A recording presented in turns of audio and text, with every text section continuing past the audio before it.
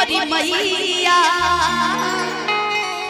लेकिन एकरा के तनी झूम के आ तनी डांस करके आ तनी मस्ती करके बरगा देल जाए। उठाइए दोनों हाथ और मिलके नाची क्या काहे लाया इन बड़ा नीले हो निकल के मोर हो गईले हो काहे लाया इन बड़ा नीले हो भीतर से मोर हो गईले हो पकड़ाई तो दुख बड़ी होई मोरी मैया। हाय देखो सोनू कुमार तिवारी इहो जरूरी बा तिवारी टोला सहरसा से। सुनो छोटी छोटी बातों पर नाराज मत हुआ करो, अगर गलती हो जाए तो माफ कर दिया करो। अरे नाराज तब होना जब हम रिश्ता तोड़ देंगे, ऐसा तब होगा जब दुनिया छोड़ देंगे। इनकर गाने की फरमाइश बजाना तरह का फूल तुम्हें भेजा है नहीं ना उहे गाए जा जा भुला जी हो बकर तू हमरा के याद रखी हो कि एगो अनुपमा आइल रही पूर्णिया के धरती पे डिबरा ध्वनि में आइल रही अनुपमा जी आइल रही बाकी हम रोक के जाता नहीं बकर रउआ लोग खुश रहे भरदम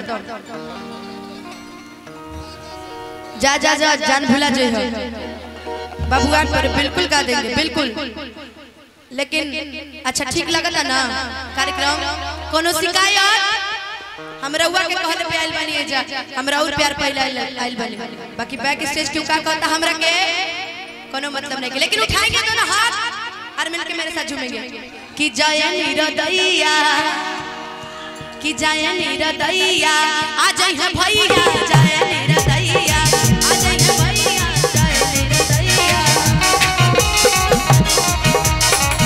हो आइल बानी तोहरा गलिया केने बारू हमरे ललिया देखना किया रहवा के कैसन भइल बा हलिया पढ़ला बेचैनिए दादा मुश्किल भइल बा जीना जीना जीना।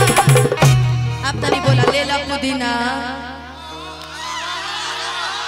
हम कह रहे लेला पुदीना तेरे करे आ पूरा बोलिए लेला पुदीना अब बोलिए पुदीना